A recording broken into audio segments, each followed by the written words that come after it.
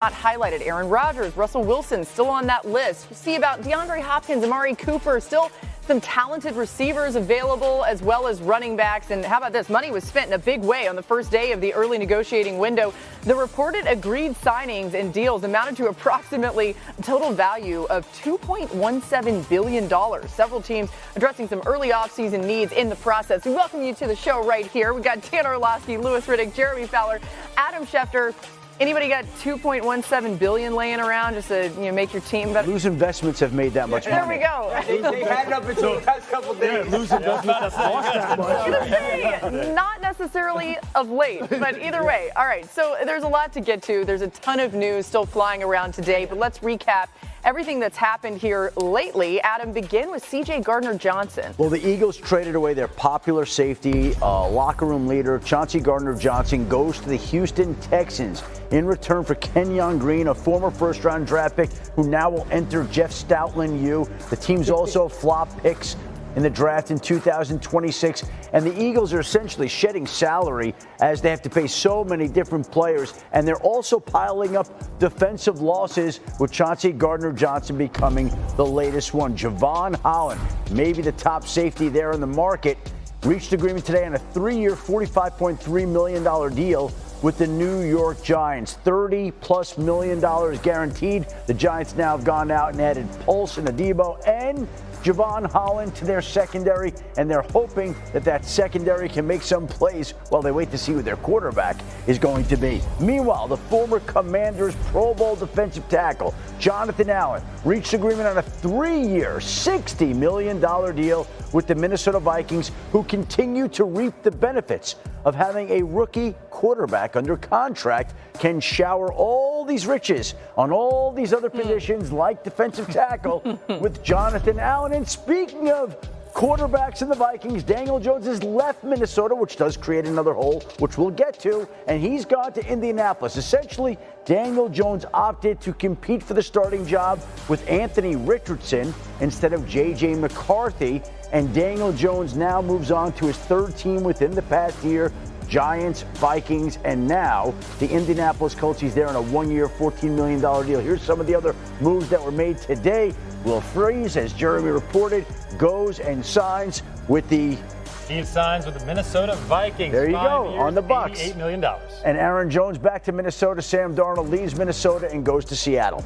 Yeah, so you mentioned that, Adam. We're going to get to the Vikings. What specifically do you see happening there when it comes to quarterback moves? Obviously, they have J.J. McCarthy, but they might want to add some depth. That's the question that everybody's asking. And look, Laura, there's an elephant in the room there, right? When you smile and ask that question, I think everybody's waiting to see, does Minnesota enter the foray as a potential landing spot for Aaron Rodgers? Aha. And I think right now, Aaron Rodgers is focused in on the Pittsburgh Steelers and the New York Giants. That doesn't mean at some point in time the Vikings couldn't come into play, but I think the Vikings they know they have an attractive situation with great coaching, culture, talent on the offense side of the football.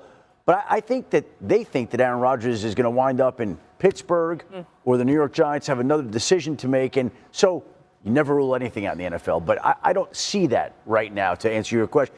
That you were thinking that in the back of your mind, right? It was. It might have been in the front of my mind. Go ahead. Aaron Rodgers to the Vikings would be a massive mistake by the Vikings. Massive. Internally in their building. You want someone in that quarterback room right now that will push J.J. McCarthy as a pro, not threaten him as the starting quarterback, as the guy. And so the room matters. Josh McCown is there. You're really trying to find the player version from a couple years ago of Josh McCown, someone that will continue to teach him everything about NFL life and NFL defenses. Been there, done that. You're able to tell him what's real and what's not, but you don't want anybody there that's going to threaten his role within this organization and building as the unquestioned guy. Have Josh McCown come out of retirement and do that job. I think he's too old for that. He probably still can do it for a week or two. I just saw him at the combine. He looked pretty young. He's ready to go. All right. He looks fantastic, doesn't he? I mean, that's one of my favorite people in the NFL is Josh McCown. No kidding. I mean, full stop. The dude is just spectacular.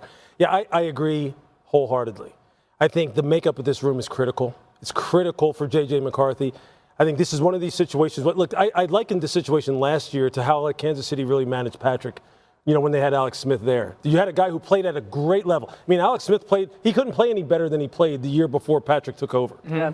And then they ushered him out. He went to Washington, and comes Patrick, and he takes off. I think they had it set up perfectly.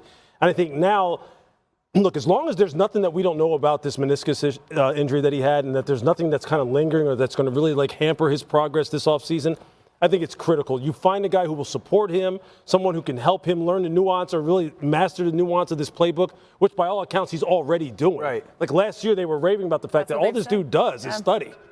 And the play that he put on tape in the very brief moments that he did, once he started getting into a groove, you're sitting there going, holy cow. But a pro, you know what I'm saying? Like a guy that will every day go out and practice and compete and challenge. That's right. But not threaten to Who take is the that, job. Jeremy? Who would be? I think it'd be a steady number 2, like a Cooper Rush. I think they are looking at some of those type of options. Somebody that, to your point, that could be in there and give him a steady presence. But Minnesota's moves in the last 2 days suggest that they're going to play McCarthy and what they're doing. I mean, they spent over $100 million on new That deals for suggests guard and they center. are playing J.J. McCarthy. That suggests they're playing it. As they should. But they're getting him linemen, right? They're spending money there. Exactly. Remember now, this was the 10th pick of the draft. Right.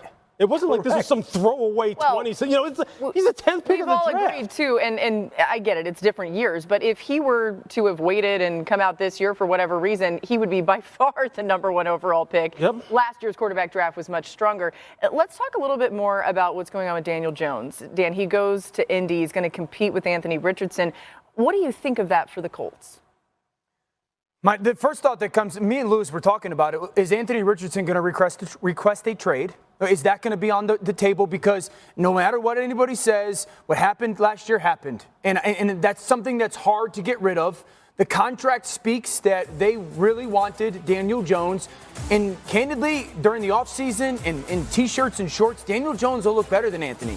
He'll operate in rhythm more. He'll operate in timing more. Anthony's a dynamic athlete, big body. You got to have pads on him to really feel the gravity of his play. So I understand it from the Colts' perspective. Anthony's going to either use this as a I want out moment or, hey, it's time to really grow up in the NFL, because this is a reality shock to him that they gave him 14, upwards of $17 million and pulled him away from the best situation the NFL quarterbacks was. Yeah, look, Anthony's representatives know, Anthony knows. I'm a full Anthony Richardson supporter. Yep.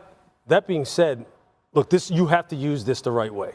You have to use this signing the right way to say, look, this is the NFL. We all know what those 3 letters stand for. It's not for long, man, if you don't start producing or you start having narratives attached to you that you can't get off of your back. And right now there's one attached to him. It just is. He knows it. Everyone else knows it. And he's going to have to work to get it off of him. And when Daniel Jones comes in, you have two choices now. It's like fight or flight for him. Yeah, exactly. Are you going to fight or are you going to say, hey, you know what, I want out of here and I want to pick another spot like someone entering the transfer portal? I want to see him now get with his throwing coaches down there in Florida and say, hey, you know what, I'm coming out firing this year. Daniel Jones, hey, look, you're a nice story and all, but look, man, you're going to be sitting behind me and you're going to be watching me tear this league up. Or are you going to take the alternative take it route? personal. Exactly. I will say I talked to somebody close to Richardson at the Combine about this very subject, and they told me point blank, I don't care if Joe Montana is brought into the Colts. Richardson's going to compete with him. That's the mentality that he's bringing in there. But this is major pressure on Richardson because the Colts went out and got Daniel Jones. They said they were going to do it, and it looks like they wanted him more than Minnesota did. But, again, to your point, Dan, just follow the money. They're paying him $14 million. Most backups